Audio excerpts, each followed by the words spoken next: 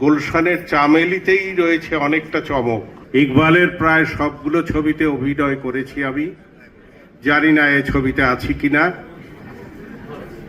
যদি থাকি তাহলে ভালো ভালো লাগবে কাজ করতে। চলচ্চিত্রের আমরা সবাই, এখানে আমার মনে হয় সাংবাদিক ভাইয়েরা মিলে অন্যান্য যারা আছেন সবাই চলচ্চিত্রের মানুষ।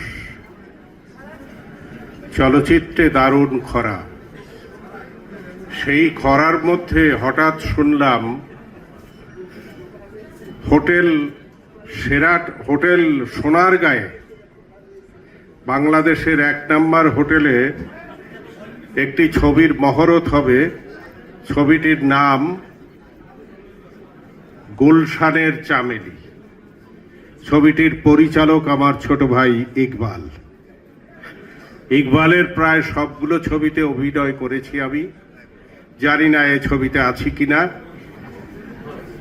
যদি থাকি তাহলে ভালো লাগবে কাজ করতে।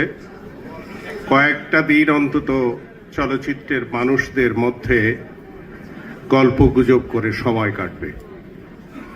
এখন দিনের শেষ, চলে যাবার সময়। লোভটা সামলাতে পারছি না, একটা অপকর্ম করে ফেলেছি। আপনারা এখানে যারা প্রযোজক সমিতির ভোটার আছেন তাদের প্রতি অনুরোধ, আমি অপকর্মটি করেছি হলো কোনোদিন প্রযোজক সমিতিতে কোনো পদের জন্য দাঁড়াইনি। এইবার ইসি কমিটির একজন মেম্বার আমাদের গুলজার এবং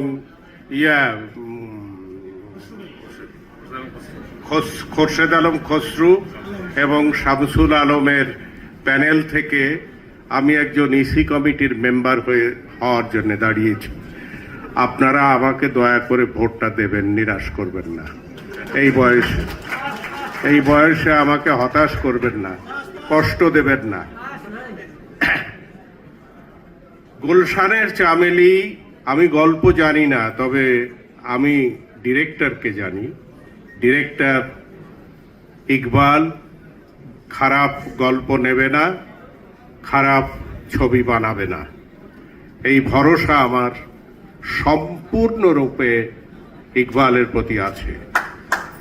এবং গুলশানের চামেলিতেই রয়েছে অনেকটা চমক। গুলশানের চামেলি নামের মধ্যে দারুণ আর্ট এবং বাণিজ্য সমৃদ্ধ একটি নাম রয়েছে। এই নামের গল্পটি নিশ্চয়ই ভালো হবে এবং আমি আশা করব এই ছবিটি ব্যবসা সফল হবে। আমি প্রাণ ভরে দোয়া করি ইকবাল যেন সাফল্য লাভ করে, ইকবালের আশা যেন পূর্ণ হয় এবং জাহাঙ্গীর যে ছবিটির জন্যে অর্থায়ন করবে, আমি আশা করব জাহাঙ্গীরের অর্থ ফেরত আসবে এবং লাভ হবে।